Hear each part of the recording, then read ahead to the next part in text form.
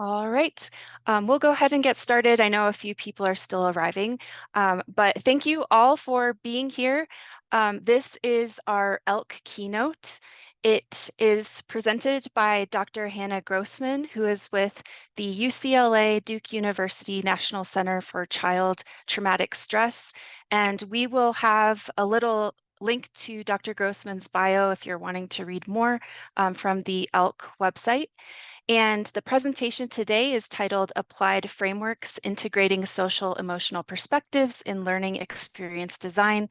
And I know we're all really excited to hear Dr. Grossman's presentation, so I'll go ahead and hand it over. Thank you. Thank you so much for inviting me to be here and share ideas and share space with your community. I chose this topic because it holds so many issues that I hold very close to my heart. And it shares about applied research. It shares about the importance of the social emotional in learning experience design, about how we work and how we work together in ways that could be more powerful. So, in terms of my positionality and my intentionality in our time here together, I consider myself an applied researcher who is aware of frameworks that are powerful frameworks and applies them in systemic ways across systems to make those frameworks usable and supportive of different situations. I'm a former classroom teacher. I taught high school biology and middle school life science for about 6 years. And my time in the classroom and my time in school communities definitely is something that has shaped my perspective. I'm a lover of cognitive science. It was both a focus in my undergraduate and my graduate work, and it shapes which perspectives I use. I am an advocate for social emotional learning and the impacts that social emotional information has on learning and the intentionality of using social emotional frameworks. And finally, I'm a community member. I would not be here without the diverse communities that support me and make me feel like I'm strong enough in my world to be contributing in other spaces. My work is all practitioner-based. And so when I'm coming and talking in academic spaces, that's volunteer work for me. That's volunteer to support my academic communities in using ideas and frameworks that I consider really powerful. So I hope this time together as we share is supportive for you. I'm hoping that my presentation will help you reflect on how you mobilize your own expertise and your own experience to create meaning in your life. I hope it helps you reflect on the models you're choosing to guide you in your work and help you use models with intentionality, thinking about how they affect you, not just in getting the end outcome of your job or your project or your product, but also in making processes that feel good for you. And I hope that at the end, some of you are drawn to adopt some of these models and try to apply these social emotional frameworks in your own work and in your own world. So that's what I'm trying to do with when I'm here, and hopefully our time will make that accessible and apparent for you. So my dissertation is where I decided to begin because I felt like it gave me a place to talk about both the applied research I did and the participatory approaches that I favor to create processes that are supportive for individuals.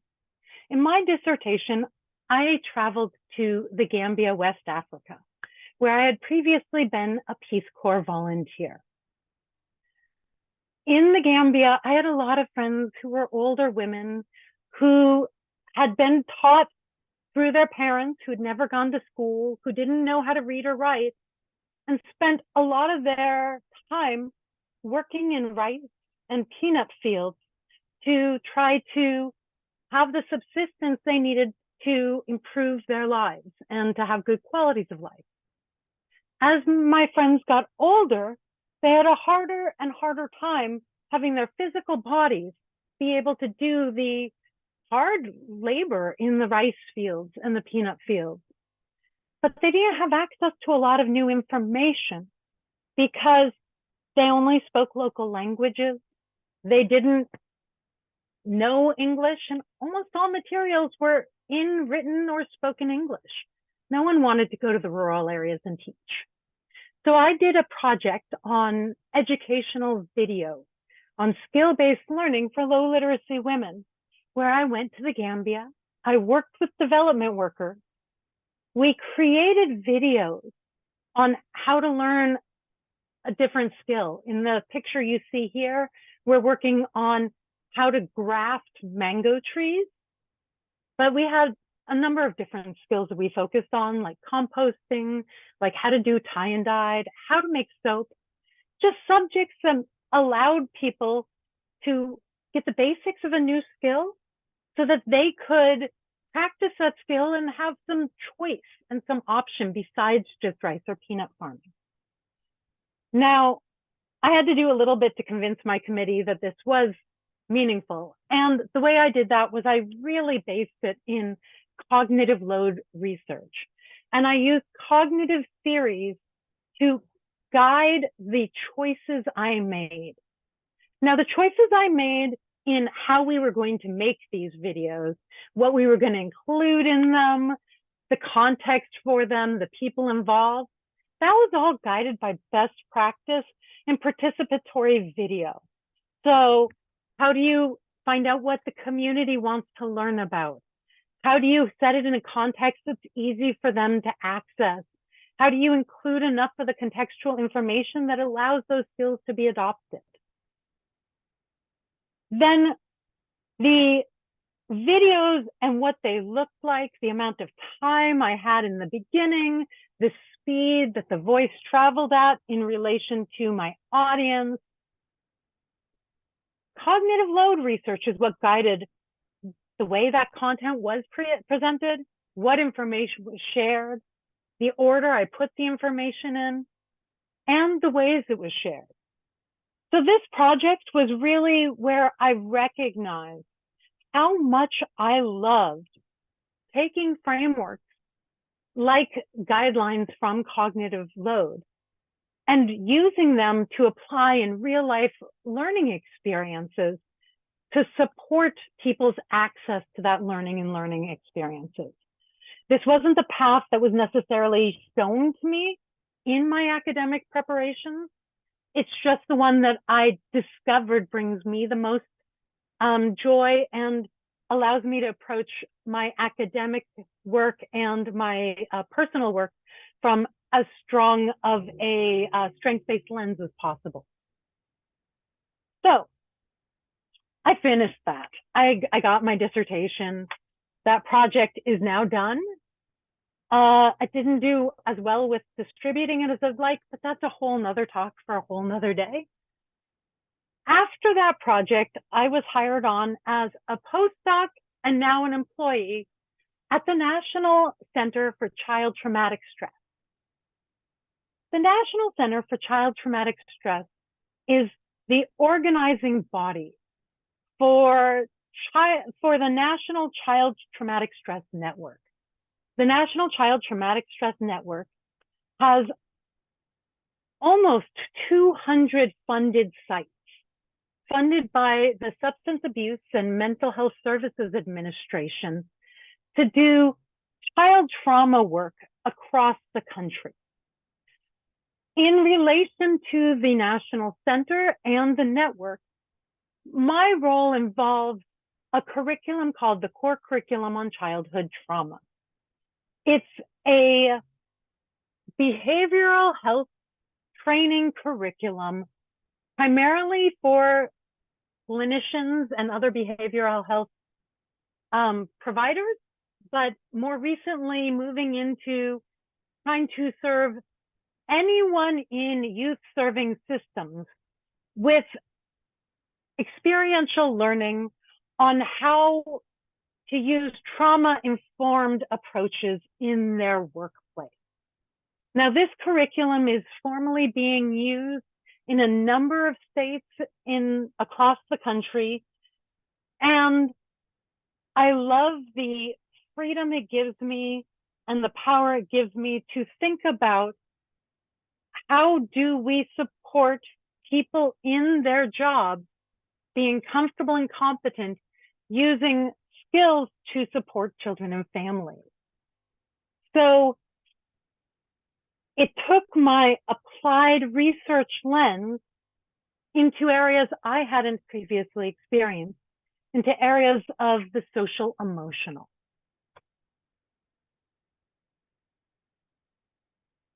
As I traveled in my realm of moving from my cognitive load framing to understanding the importance of social emotional interaction, I had to think of how I defined how trauma affected learning and trauma created a learning environment. So this is a definition that I came up with a collaborator, Christopher Brown, and it helps me think of how I'm supporting learners with a trauma-informed approach and why I'm supporting learners with a trauma-informed approach. So what it comes down to for me is that traumatized people devote cognitive resources to controlling and managing their reactions to traumatic events, and thus have less resources to devote to the learning process. A trauma-informed learning environment provides a culture and climate where learners need to devote few cognitive resources to feeling safe, dignified, empowered, and included. Those cognitive resources can instead be devoted to learning. So it's still using a cognitive load framework.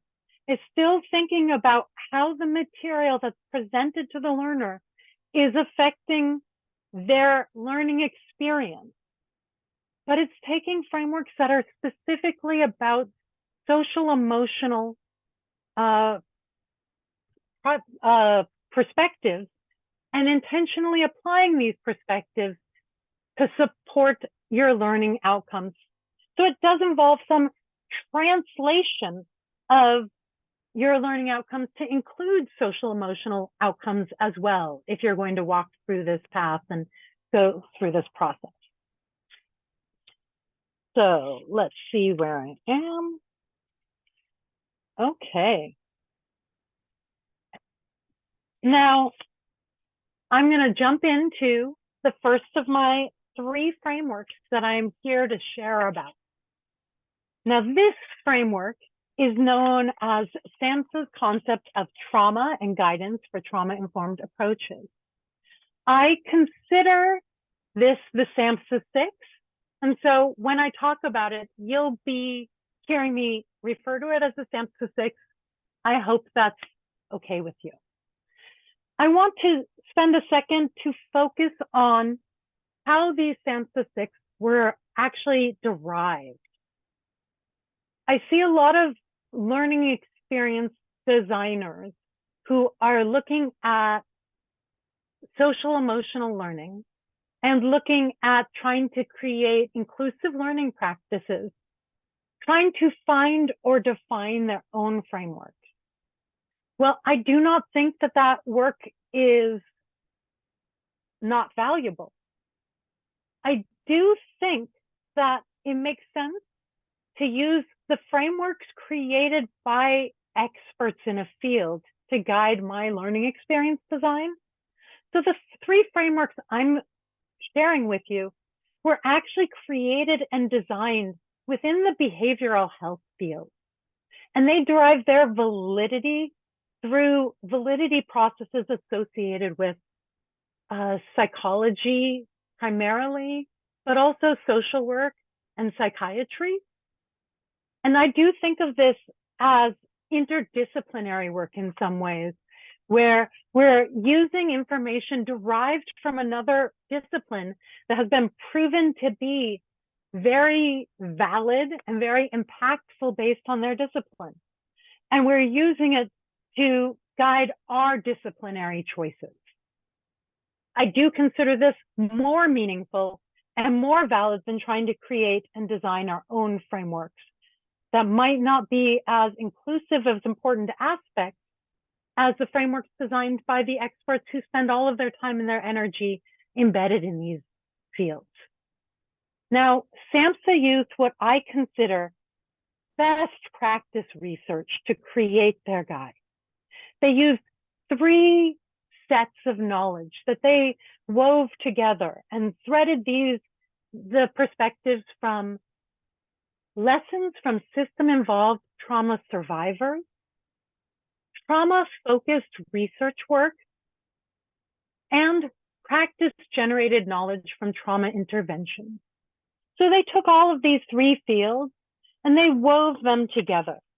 Now, the way they did this is they conducted an environmental scan of trauma definitions and models of trauma-informed care. And then they held a conference where they had a group of experts from these 3 groups. So trauma survivors, researchers, and interventionists. They got them all together and they had them share their expertise and put it all together. And they used that to develop a working document that summarized the discussions of these experts. They vetted that document among federal agencies that conducted this work in the fields of trauma and through public comment. And they had thousands of comments that they vetted and incorporated in their revisions of this document. They then revised this document and shared it.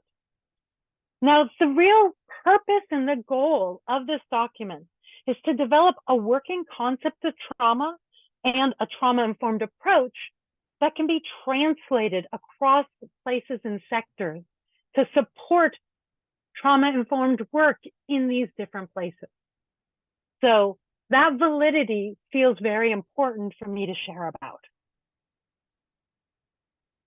Now, the SAMHSA 6 has 6 different trauma-informed approaches that it says support using a trauma-informed lens in your processes in your organization. The first is safety. Safety is about having both physical safety, so knowing that you're physically okay in investing and you're not going to get physically harmed, but also psychologically safety, that your sharing is not going to lead to psychological ramifications that make you feel less strong, less capable of supporting, less capable of collaborating. The second is trustworthiness and transparency. It's the idea that operations and decisions are conducted with transparency so that the community knows and has a shared understanding of what's going on. And you're doing this with the goal that you're building and maintaining trust in the community. And people feel like they can trust you because they know enough about what's going on and where you're trying to take them to trust you. That's in part why I added my intentionality at the very beginning, is to build trustworthiness in this learning experience. Peer support is the third category. Peer support and mutual self-help are places that we can build trust, are places that we can collaborate, are places for building safety, are people that understand you and have a shared lens with you. These are great places where you can use your lived experience to promote recovery and healing, where you can actually build in the processes of the social emotional perspectives I'm sharing today. Collaboration and mutuality. It's easy to lean into the collaboration of this because collaboration is something we do all of the time as learning experience designers. It focuses on partnering together on your goals and your operations. Now, the idea of mutuality is one we don't incorporate as much, but is very necessary for a trauma-informed approach. It involves leveling the power differentials associated with the work you're doing and your processes to allow the healing to happen in relationships that allow you to come in as full people as much as you possibly can in the setting, that allow you to bring in your strengths, that allow you to bring in your expertise. So collaboration, yes, work together, and work together in ways that feel supportive and good to you, the ways that feel like you're being valued. Relatedly, the fifth principle is empowerment, voice, and choice. In this principle, you're thinking about how you're organizing the setting and how you're giving your learners opportunities for empowerment, how you're supporting them in sharing decision-making, how you're giving them choice in the way the experience is going. Finally, the sixth principle is cultural, historical, and gender issues. If someone is currently being traumatized by their experience, that experience is not trauma-informed. Unfortunately, our environments are steeped in cultural, historical, and gender issues that can traumatize learners as they are learning. In order to be trauma-informed in your approach, you need to identify where those stereotypes are, where those biases are affecting the learning, and you need to offer racially and culturally and gender responsive approaches that support the individuals in your community in being able to move past the barriers that exist in their world to access the richness of the learning experience. Now, these six principles I've applied to learning experiences in a number of ways. I started by just creating examples of learning experiences that violated these principles. And then I found, sorry, I got distracted. I'm an ADD human. So I found these principles and I thought about examples that violated them. I'd create a section of a case, a written example that will allow people to see those violations in action. And then I help them identify those violations and think about ways of changing that situation that would not violate those principles. And that is one way I've found that's been really powerful for applying this framework. However, I've also found other methods for applying this framework really powerful. I spent a couple of years working on a project designing an online support and mentorship platform for a small scholarship of applied PhD scholars working in applied sciences in Africa. And they are all from these different countries and they're doing their PhDs in African host universities. Then they go to institutional partner, and then they return to the host universities. So they don't have a place, a context for their community. I use these categories to help guide what would be reasonable supports to include in the platform to support these scholars as they navigated their PhD journey. So I found this framework really powerful for helping me think about what kinds of actions I should be taking to make it so that learners have an easier time accessing my learning experience, and places that I'm doing badly and need to change to make that learning experience more accessible. I guess as I'm listening to my own words, I do think being trauma-informed is an accessibility approach as well. And that universal design for learning should and does include these social emotional perspectives as part of making learning accessible for all learners. So I think I'm ready to move from the SAMHSA 6 to the second model that I've really just loved applying.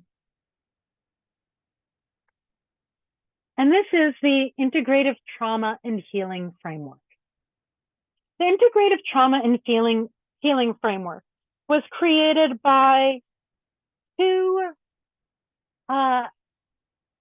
applied researchers who were in a situation where they were brought by a local alternative school that had reached out after a wave of suicides and homicides in their school body. They brought together a crisis response team with mental health professionals, social workers, and had them available to students and faculty for grief counseling. They did this maybe half a dozen times. And in the middle of the year, the principal reached out to a wider group, including pediatricians, activists, and educators. And they worked together to try to figure out what would actually work to make a difference and support this learning institution. A good deal of this framework comes from that time and that work together, and was combined from the perspectives of that school, that principal, those who came together to understand this problem. Now, this framework has 4 statements that guide it. And I primarily work with statement 2. But I decided that there was a richness in all 4 statements and amazing places to play in all 4 statements, so much so that I did want to spend a little bit of time reading through all 4 and letting people reflect on them as we did. So 1, trauma and healing are embodied on 5 levels: individual, collective, systemic, intergenerational, and/or historical. 2, trauma is the harmful interruption of safety, agency, dignity, and/or belonging, fundamental needs of all human beings. 3, trauma is experienced in the body-brain, overwhelming our ability to cope with and integrate thoughts, sensations, and emotions connected to an experience. 4, pathways to healing occur anytime we do anything that restores and/or promotes safety, agency, dignity, and belonging, and moves bodies towards integration and wholeness. So of these 4 statements, statement 1, I love tying to Grothenbrenner's model and thinking of ecological perspectives, and then thinking about where we can enact practices, thinking about how to support the individual, how to support the collective, how to support the systemic, how to support the intergenerational, and how to support the historical. That's because I believe that the processes used to support different levels might actually look substantially different depending on other cognitive science perspectives. The one I spend the most time with is actually 2 and 4. The ones I spend the most time with are actually 2 and 4. The idea that trauma is a violation of safety, agency, dignity, and belonging. And the pathways to healing occur anytime we do anything on any of those levels that restores or promotes safety, agency, dignity, and belonging. It creates these wonderful conceptual bins where you can think of going through a learning experience and identifying things that violate each of these 4 categories. And you can create a strong shared understanding about those violations of those 4 understandings. Similarly, you can identify and create goals to move forward with things that promote safety, agency, dignity, and belonging. Now, one of the reasons I use this model, this framework so much is I consider this framework a really accessible model when it's talking about how it defines trauma. And I feel that when you have a group of people from a diverse background, all the way from very professionals in mental health situations and behavioral health situations, all the way to a group of community workers working at a local youth serving organization. This definition of trauma feels like one that can be shared very easily and that people can leave having an experiential understanding of this definition of trauma, because each person can think of times when their safety has been violated and they've felt traumatized, where their agency has been violated and they've felt traumatized, where their dignity has been violated and they've felt traumatized. And I do feel that that's one that we forget so often. So I really appreciate it being incorporated in this model. And that our belonging has been violated. Framing imbelonging and othering is a powerful framing in terms of thinking of how our own actions are affecting those that we interact with and the choices we make to support people in belonging versus the choices we make that other people and makes them feel excluded. If you take nothing else from what I'm saying, I hope that everyone takes away the idea that we could support those around us on a day-to-day basis just by inviting them to belong more in the different things we're engaged in, and by reducing the things that we do that exclude or devalue others, that make them feel like they are not among.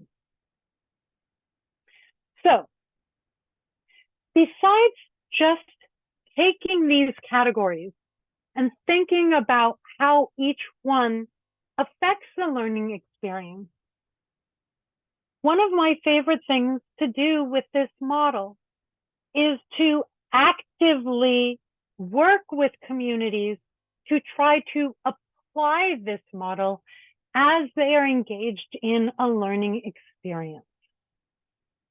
All of my trauma-informed learning experiences begin with some intentional social emotional goal setting for the interaction they're going to be engaged in that learning experience.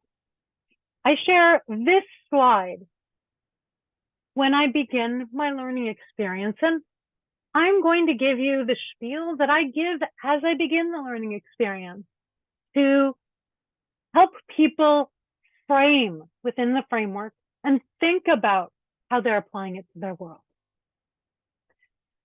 So as we're thinking and talking about working together to learn about trauma-informed approaches, I would like us to use some trauma-informed approaches as we examine this information.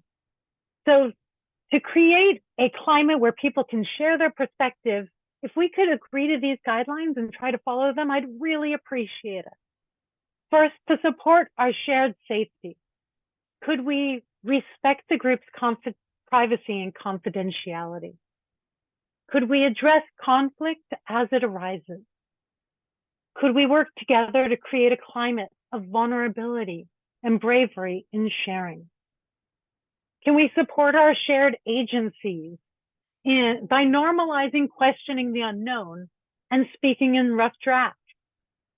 By providing spaces and places for participants' voices? By collaboratively identifying and mitigating barriers to contribution and participation? Can we support our individual and shared dignity by using kindness and respect, even in disagreement? By being generous in our interpretations of others' perspectives? By attempting to reframe to a positive? By respecting vulnerability and bravery in sharing? And finally, belonging, which is always my favorite category. Can we support our shared belonging by practicing active listening and participation? By showing appreciation for people's contributions? By paying attention to relationships and feelings as we go through this process? And by creating pathways for contribution and resource sharing? Now, I don't usually go into a deep discussion of why we're doing these processes.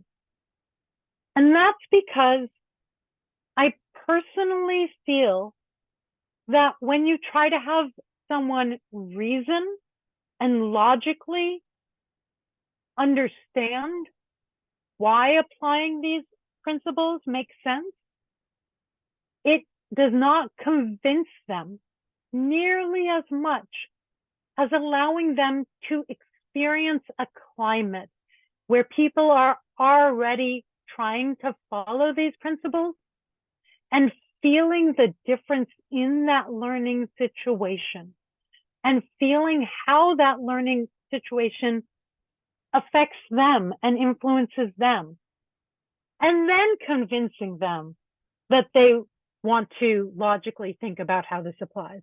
I just think it's much more convincing to feel and experience the difference and recognize it makes you feel stronger and it makes you feel happier.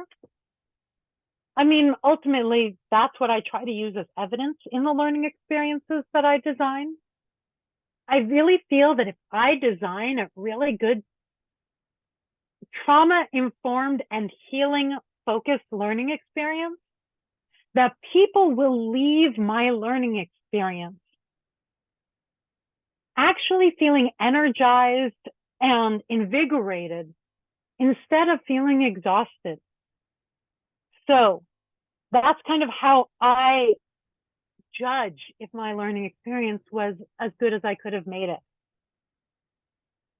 And I'm going to admit that this integrative trauma and healing framework has been one of my favorite frameworks for applying. And I do actually apply it to thinking about my interactions in everyday life, in supporting friends, in relationships, in collaborations, that just thinking about how I can build safety, agency, dignity, and belonging into my processes, make my processes more successful and more powerful than when I do not consider integrating these principles into my work. Now, the final framework that I'm going to share about today is the radical healing framework. Now, the radical healing framework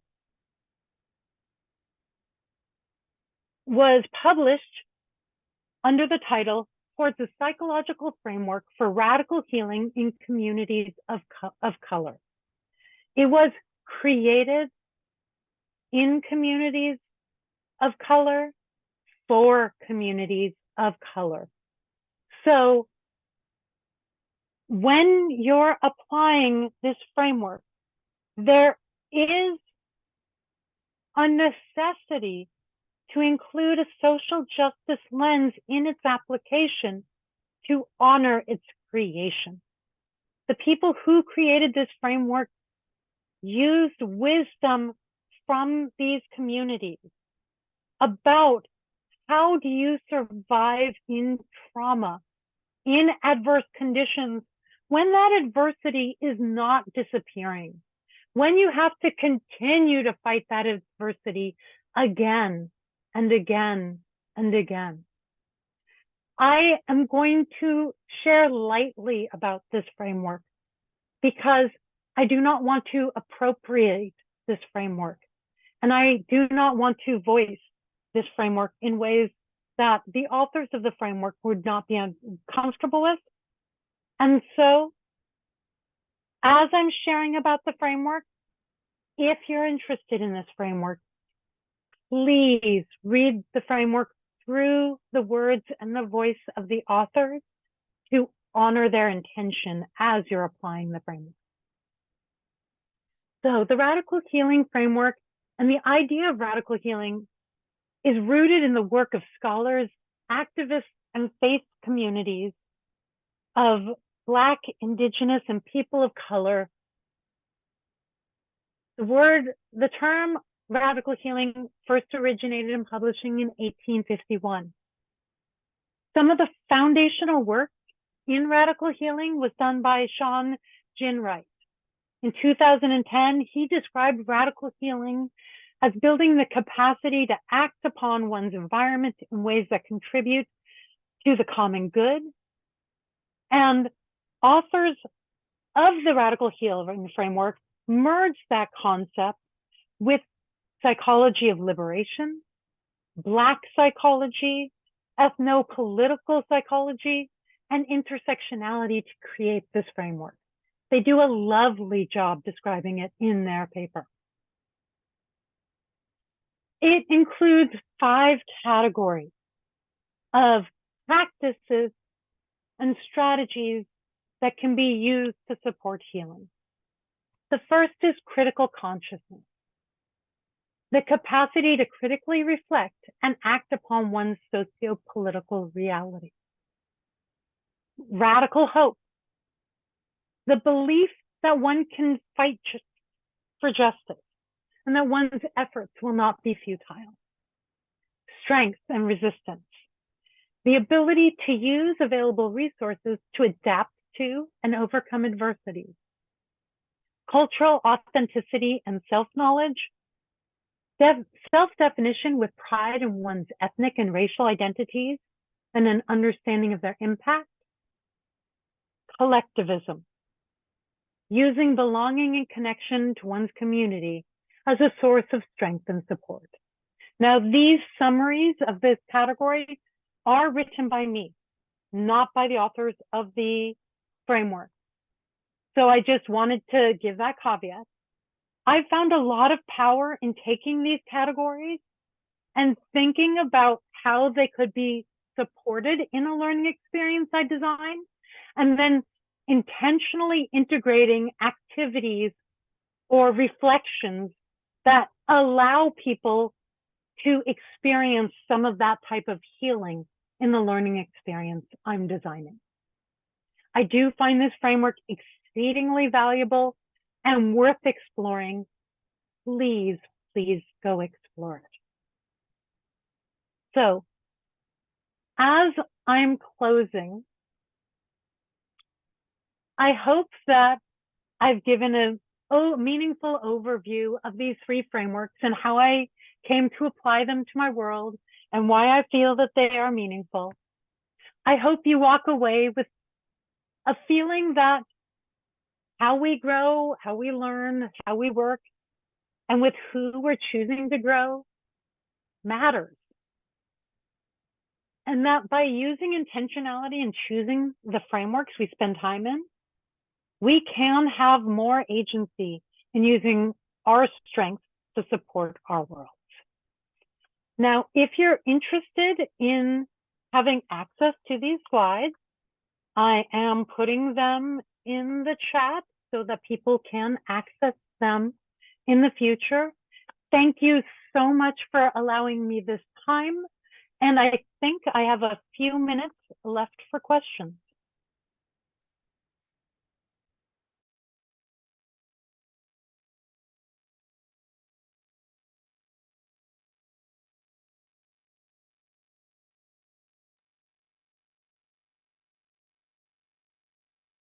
Hannah, I think you're getting a lot of silence because everyone is thinking about this.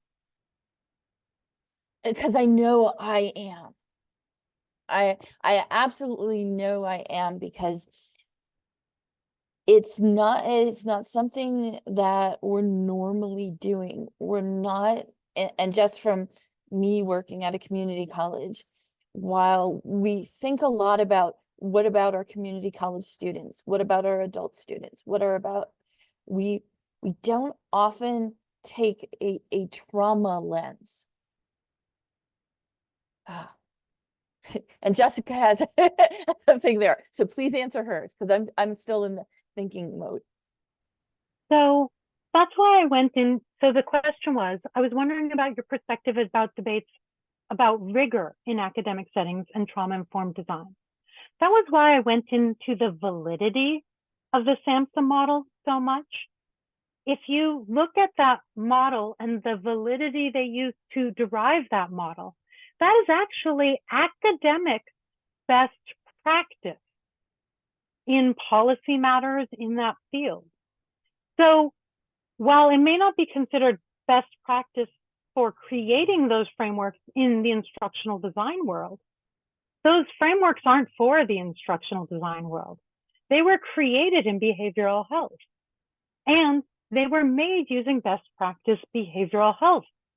I would say that people who are considering it not rigorous need to incorporate an interdisciplinary lens and look at validity through the lens of the fields that define the frameworks that you're using. And that would be how I would argue for that rigor.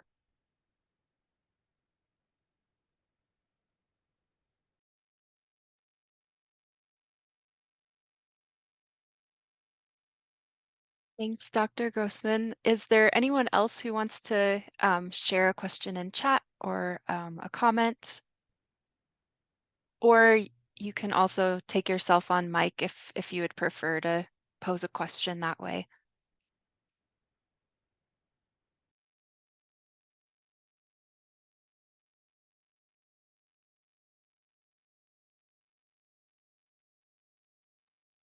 And just let me thank everyone for giving me this time and this space to share about these things that matter so much to me and that I think are really useful to applying to learning experience design. I appreciate the place to share and the community to do it in. Hannah, I think we're going to be bringing up your slides in each of the design challenges today. I think we are, because you gave us a really good way to look at these these problems that do traumatize our students and ourselves.